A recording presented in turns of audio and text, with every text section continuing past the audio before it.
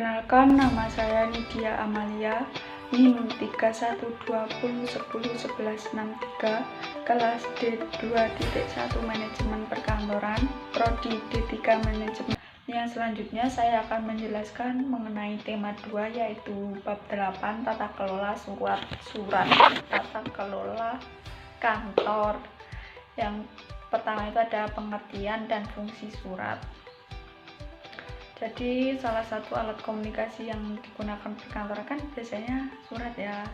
Jadi komunikasi melalui surat ini dikenal dengan korespondensi. Komunikasi melalui surat di perkantoran dilakukan secara perorangan atau lembaga, dan secara internal atau eksternal. Secara internal itu seperti undangan, rapat karyawan atau pegawai. Secara eksternalnya itu seperti memesan barang atau jasa ke konsumen atau pelanggan.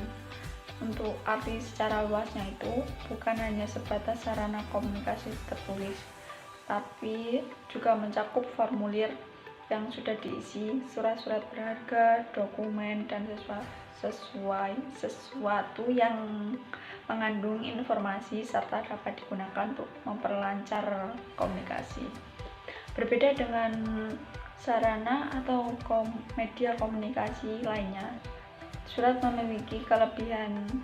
Yang pertama itu dapat merekam informasi yang panjang dan rinci. Yang kedua itu merupakan bukti otentik, misalnya itu akta notaris. Yang ketiga itu biayanya itu relatif murah dan informasinya itu lebih cepat sampai ke pihak yang dituju. Sementara itu, kegiatan korespondensi juga memerlukan beberapa persiapan. Yang pertama itu ada pendiktean, yang kedua itu ada penulisan konsep dan pengetikan surat dengan menggunakan bahan alat tulis, komputer, dan lainnya. Yang ketiga itu ada pengiriman surat, dan yang terakhir keempat itu ada pengarsipan surat. Ya, jadi selanjutnya kegiatan korespondensi memerlukan asas-asas dalam tata persuratan. Yang pertama itu ada asas kerahasiaan, yang berarti rahasianya harus dijaga dan tidak tersebar kemana-mana. Yang kedua itu ada asas pertanggungjawaban, yang berarti harus dipertanggungjawabkan untuk orang tertentu, misalnya penandatanganan surat. Terus ada juga asas keterkaitan surat. Ada asas keterkaitan surat, yakni terkait dengan kearsipan dan administrasi perkantoran lainnya. Yang keempat ada asas pelayanan prima. Jadi surat harus diselesaikan sesuai dengan prosedur secara jelas, cepat, aman, dan ekonomis, dan tepat waktu. Yang kelima ada asas efisiensi.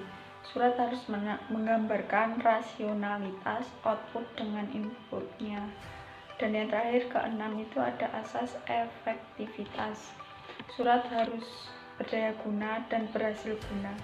Dan yang kedua itu menjelaskan bagian-bagiannya surat.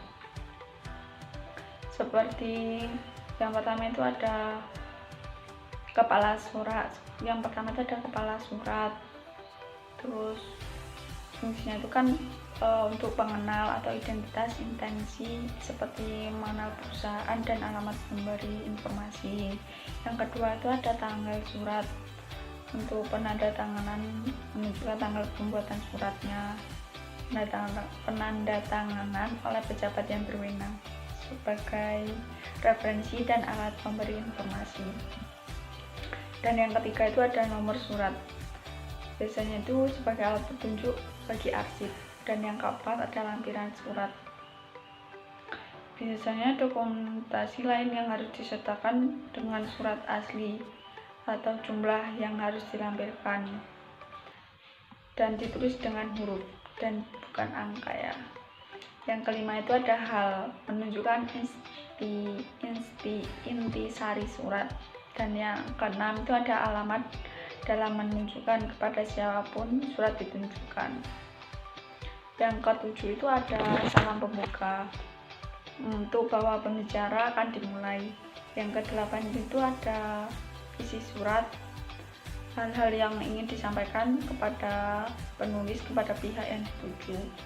Yang ke-9 itu ada salam penutup, bahwa pembicara telah selesai tapi tidak digunakan surat dinas. Yang ke-10 itu ada penutup surat, mencantumkan nama jabatan, nomor induk pejabat, dan cap jabatan. Yang ke-11 itu ada tembusan, apabila pihak lain yang dianggap perlu mengetahui permasalahan yang dikemukakan dalam surat dan beberapa hal yang diharapkan pihak lain memberikan tanggapan. Yang ke-12 itu ada inisial, yang berarti kode nama atau singkatan nama pengonsep dan pengetik. Kemudian ada juga yang ketiga itu menjelaskan bentuk-bentuk surat dan jenis-jenis lipatan surat. Untuk yang pertama itu bentuk-bentuk surat. Bentuk-bentuk surat itu yang pertama ada bentuk lurus penuh, yang berarti itu penulisannya semua dimulai dari pinggir kiri, artinya mulai dari tanggal, kata penutup sampai lampiran yang ditulis di sebelah bawah, penulisannya dimulai dari kiri. Untuk yang kedua itu ada bentuk lurus, pada dasarnya sama dengan bentuk lurus penuh, perbedaannya hanya terletak pada penempatan tanggal, salam penutupnya, nama instansi, nama terang, dan nama jabatannya ditulis di sebelah kanan surat. Tadi kan kiri ya kalau yang tadi. Kemudian yang ketiga itu ada bentuk setengah lurus, sebenarnya sama dengan bentuk surat lurus, perbedaannya terletak pada penulisan isi surat dan tiap alinea baru menjorok. Pada prakteknya surat dengan bentuk ini banyak digunakan oleh perusahaan. Itu yang keempat itu bentuk lekuk, penulisannya alamat yang pada dasarnya itu surat tidak rata atau berbentuk seperti tangga dan setiap alinea baru menjorok ke dalam. Yang kelima itu ada bentuk menggantung, sebenarnya juga sama dengan bentuk lurus tadi, perbedaannya hanya pada penulisan alamat dan alineanya. Setiap alinea ditulis rata kiri, sedangkan baris yang berikutnya menjorok ke dalam. Untuk yang keenam atau yang terakhir itu bentuk surat dinas atau surat resmi. Surat dinas atau surat resmi ini surat keputusan Menteri Pendayagunaan Aparatur Negara nomor 71/1993 tanggal 2 September 1993 menetapkan bahwa bentuk setengah lurus sebagai bentuk resmi instansi pemerintah. Untuk selanjutnya itu menjelaskan mengenai jenis-jenis lipatan surat. Ada 8 ya.